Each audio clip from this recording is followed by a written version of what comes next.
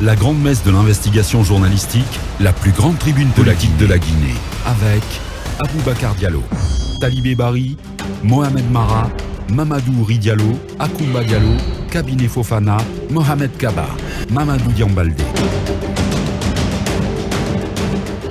Bonjour à tous, bonjour à toutes, merci de nous rejoindre, le plaisir de vous savoir très nombreux à l'écoute de FIM FM 95.3 en modulation de fréquences. Vous nous pratiquez à travers nos canaux digitaux, vous qui êtes à l'étranger, surtout en France, au Canada, au Nigeria, mais aussi dans le Maghreb. Merci de nous choisir. À la une, en ce jeudi, l'Agence nationale d'inclusion économique et sociale, ANIES, tant glorifiée par le gouvernement du professeur Alpha Condé comme l'une de ses innovations les plus réussies en termes de lutte contre la pauvreté, au lieu d'être une véritable fenêtre de tir contre la paupérisation des Guinéens, ne serait en réalité qu'une affaire de marchand de tapis, voire une grosse arnaque, à moins que M. Ansoumane Camara, le maître d'œuvre présumé de ce tour de passe-passe financier ou IDEMIA, structure française qui n'était pas le mieux disant en termes d'offres, a été préférée à ses concurrents pour l'opération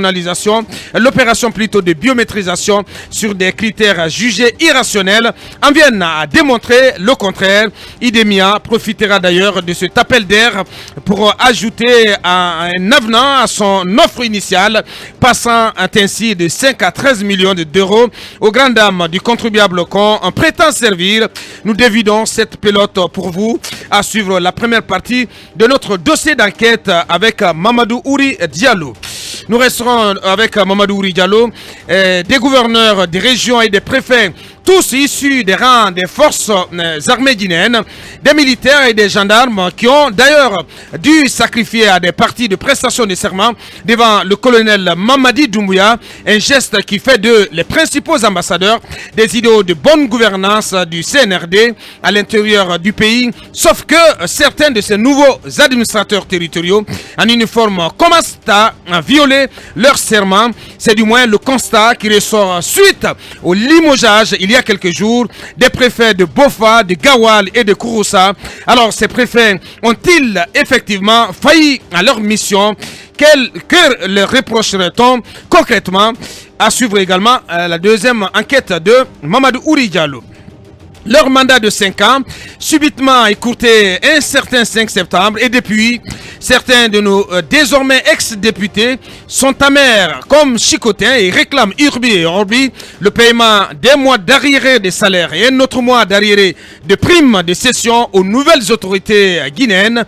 L'Assemblée nationale, issue du scrutin controversé du 22 mars 2020, a été dissoute par le CNRD.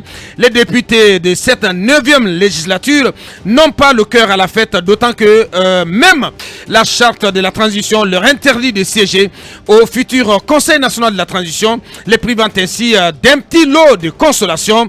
Où en sont ces députés dans leur démarche? Quelles réponses ont-ils obtenues suite à la lettre adressée aux autorités de la transition? Vous entendrez Mohamed Lamine Kaba, ex-député et président du parti Fidèle. Une rondelette somme de 210 millions de francs guinéens au titre des factures d'électricité impayées par le RPG Arc-en-Ciel. L'ex-parti au pouvoir avait jusqu'au 25 novembre dernier pour s'acquitter de sa consommation en électricité, mais puisque l'on apprend que le siège du RPG Arc-en-Ciel est plongé dans le noir total depuis plusieurs jours, faute d'avoir pu honorer sa facture, une facture dont une copie a été publiée dans la presse mercredi. On peut y lire: facture fraîche 14 802 605 francs guinéens, solde antérieur 195 463 603 francs guinéens, et le net à payer en TTC 210 266 202 francs guinéens. Comment l'ex-parti au pouvoir s'est-il laissé prendre en flagrant délit d'incivisme? Nous posons la question dans cette émission. Moins de 3 mois après son départ, son éviction du pouvoir, le RPG Arc-en-Ciel tirerait-il déjà le diable par la queue? Enfin, EDG se montrerait-elle complaisante au point de laisser ce parti accumuler autant d'impayés? Mirador posera le débat. Voici le menu. D'autres sujets viendront compléter ce tableau. Merci encore une fois de nous choisir.